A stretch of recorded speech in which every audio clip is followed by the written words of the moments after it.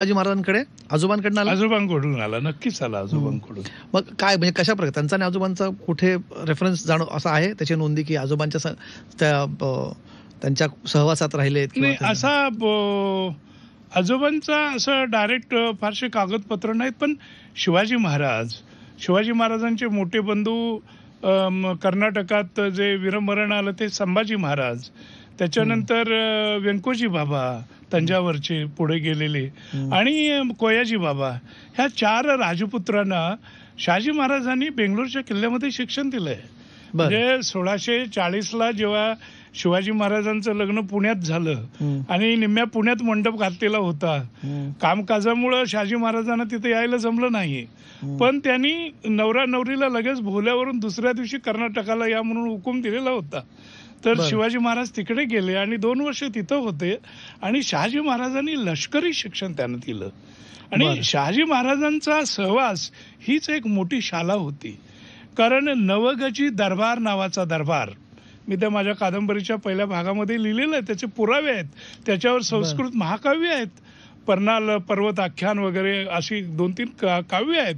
आणि त्या पुराव्यामध्ये असं सांगितलं जातं की शहाजी महाराजांचा नवगजी दरबार भरायचा रोज संध्याकाळी, आणि जवळजवळ 91 भारतातले उत्कृष्ट विद्वान त्यांच्या दरबारात होते. त्यामध्ये अनेक बहुतांशी संस्कृत पंडित होते, काही मराठी होते. जयराम पिंडे जो पुढं नावारूपाला आला तो त्या दरबारातला, त्यानंतर काही कन्नड होते, तमिळ होते. आणि त्या नवगजी दरबारामध्ये रोज संध्याकाळी काव्य गोष्टी किंवा प्रश्न एकमेकाला विचारले जायचे, कवी संमेलनासारखं शहाजी महाराजांच्या दरबारात. आणि तिथं शिवाजी महाराज आणि त्यांचे जे 3 भाऊ त्या ठिकाणी तयार झाले. काव्याची आवड ही तिथून आली का संभाजी महाराजांना पण म्हणू शकतो? ती रक्तातूनच आली ती तसं म्हणजे. पण मग शहाजी महाराजांची ही बाजू कधी फार समोर आली नाही, थोडासा झाकोळला गेला का त्यांचा? नाही, शहाजी महाराज शिकवलेच नाहीत. महाराष्ट्रातल्या इतिहासकारांनी आणि अभ्यासकांनी सुद्धा, किंवा जे आपले काय म्हणे त्याला अभ्यास मंडळाचे सदस्य, कुणाला काही माहिती नाहीये. दुर्दैवानं हा इतिहास एवढा प्रचंड मोठा आहे की शिवाजी महाराजांचे वडील शहाजी महाराज यांनी एका नव्हे 2 मोगल बादशाहांशी उघड्या मैदानात लढाई खेळलेली आहे. त्यामध्ये 1624ला जे भातोडी नावाचं गाव आहे 11 किलोमीटरवर आजच्या अहमदनगर पासून, म्हणजे अहिल्यानगर पासून, तिथे मलिक अंबर आणि शहाजी महाराज यांची 40,000ची फौज विरुद्ध दिल्लीचा बादशाह जहांगीर, औरंगजेबाचा आजोबा, त्याची 60,000ची फौज आणि आदिलशाची 40,000ची, म्हणजे 1 लाखाची फौज यांच्या विरोधात होती आणि यांच्याकडे 40,000 होती. पण 40,000चा पराभव हा अटळ होता आणि त्यामुळे त्या नदीच्या काठी त्या पर्वताचा पहाडाचा फायदा घेऊन मलिक अंबर आणि शहाजी महाराज यांनी पहिला तिथं गनिमी काव्याचा प्रयोग केला. आज त्या घटनेला आता 31 ऑक्टोबरला 400 वर्ष झाली.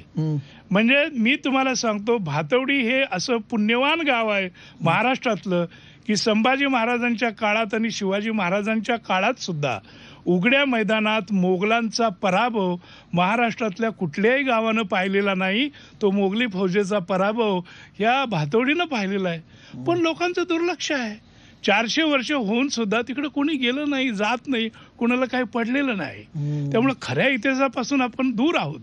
तसंच शहाजी महाराजांची दुसरी लढाई ही 1635 मध्ये, आता आपण नाशिकला जातो, नाशिकला जाताना शहापूर आहे, शहापूरच्या डाव्या बाजूला जो डोंगर आहे त्या डोंगराला ताबुतासारखी शिखरं आहेत सुंदर, तो माहुलीचा किल्ला.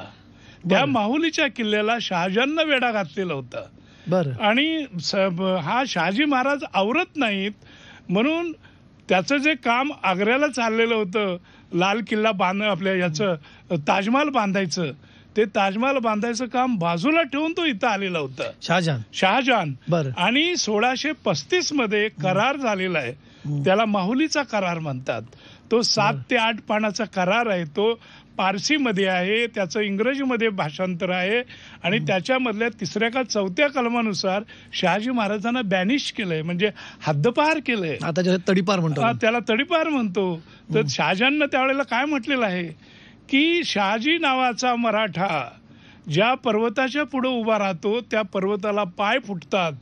म्हणून जिथे दऱ्या आणि डोंगर नाहीत अशा ठिकाणी याला मला सोडायचंय, पाठवायचंय.